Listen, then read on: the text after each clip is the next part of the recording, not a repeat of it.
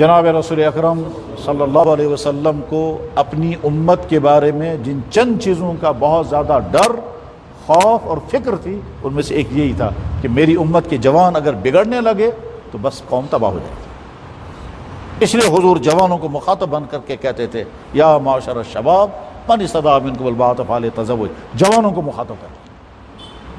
بلکہ اسی لیے اللہ کے نبی علیہ السلام نے اخیر میں پالیسی اپنائی تھی کہ سارے بڑے کام جوانوں کے کندھوں پر ڈال دیں گے، تاکہ وہ سمجھیں کہ اب اگلی زندگی جو ہے وہ ہم کو چلانی ہے، وہ بگاڑ کا شکار نہ ہو، وہ فحاشی کا شکار نہ ہو، وہ آوارگی کا شکار نہ ہو، وہ برے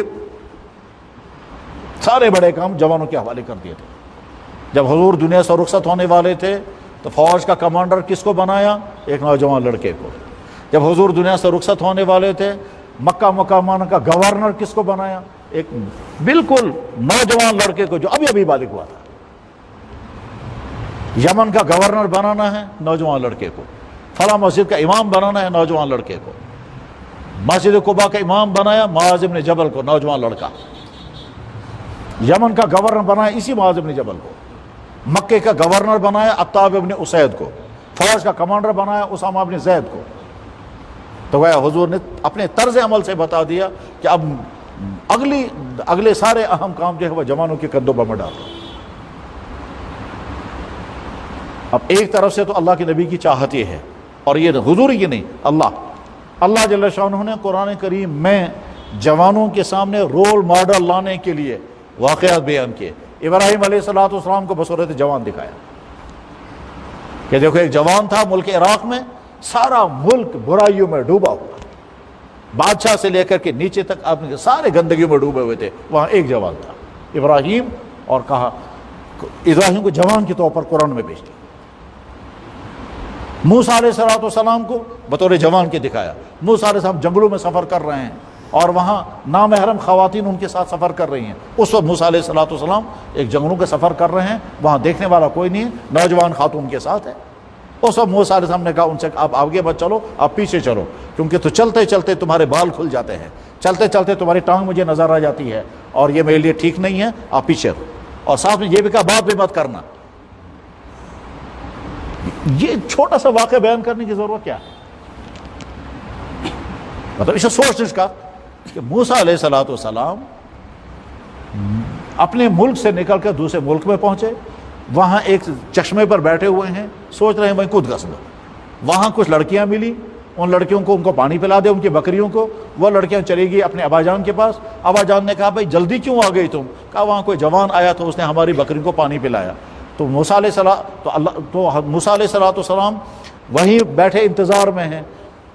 لڑکیوں کے باپ نے کہا جاؤ اس جوان کو بلا کر کے لاؤ، جاؤ اس جوان کو بلا کر کے لاؤ۔ اب وہ لڑکیاں آئی ہیں، جوان سے کریں ابا جان آپ کو وہ ڈھونڈ رہے ہیں، چلیں آپ وہیں۔ نوجوان نے سوچا بہت اچھا ہے، مجھے ٹھکانہ مل گیا کم سے کم رہنے کا، کیونکہ وہ اپنے ملک سے نکل کر کے 8 دن چل کر کے پہنچے تھے۔ اب اس کے بعد پھر راستے میں جنگلوں کا سفر ہو رہا ہے۔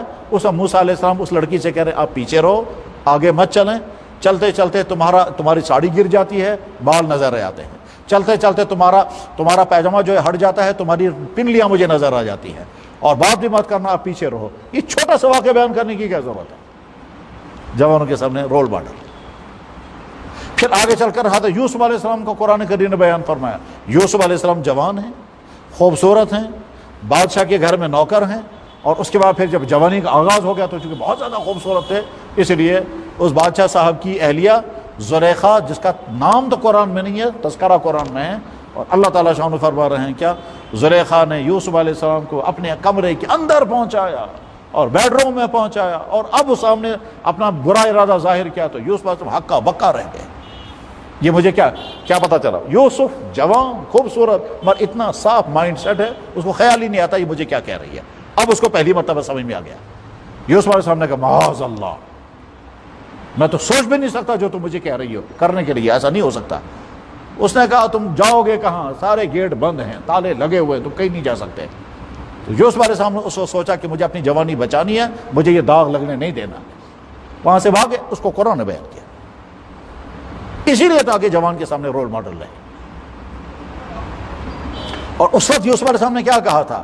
اگر مجھ سے یہ غلطی ہو گئی جو تم مجھے کہہ رہی ہو تو انہ لا یفلح الظالمون، میں بڑا ظالم بنوں گا پھر، اور میں کبھی کامیاب نہیں ہو سکوں گا. ظالم کہہ رہے ہیں اپنے آپ کو. ابھی نماز سے پہلے میں زبان ظلم کی بات کہا رہا تھا، انہ لا یفلح الظالمون. بہرحال یوسف علیہ السلام نے اپنی جوانی بچا لی. دنیا کے انسانوں کے لیے کردار سامنے آ گیا کہ ملک کی خوبصورت ترین عورت، بادشاہ صاحب کی ملکہ، کوئین، بادشاہ صاحب اپنے محل میں اپنی میٹنگ میں ہیں، کوئی ڈر نہیں، کوئی خطرہ نہیں. اس وقت یوسف علیہ السلام نے اپنی جوانی کو داغ لگنے نہیں دیا. یہی ہے یوسف کا کردار. تو جوان کے سامنے یہی کردار لایا. پھر محمد رسول اللہ کی اپنی جوانی سب کے سامنے. اور علامہ اقبال نے جوانوں کی جوانی بگڑنے نہیں پائی، اسی غرض کے لیے پوری کتاب لکھی ہے جاوید نامہ، کیونکہ علامہ اقبال کے بیٹے کا نام تھا جاوید اقبال صاحب، جو اخیر عمر میں پیدا ہوئے تھے. اقبال نے جاوید نامے کے نام سے کتاب لکھی ہے، اور تاکہ امت کے جوانوں کے سامنے ایک میسیج آئے. اور جب وہ سنتے تھے کہ کوئی نوجوان بگڑ رہا ہے، یہ خراب ہو گیا، تو وہ کیا کہتے تھے؟ خراب کر گئی شاہین کو صحبت زاغ. یعنی مسلمان جوان جو ہے وہ شاہین ہے، مگر یہ کوا بن گیا.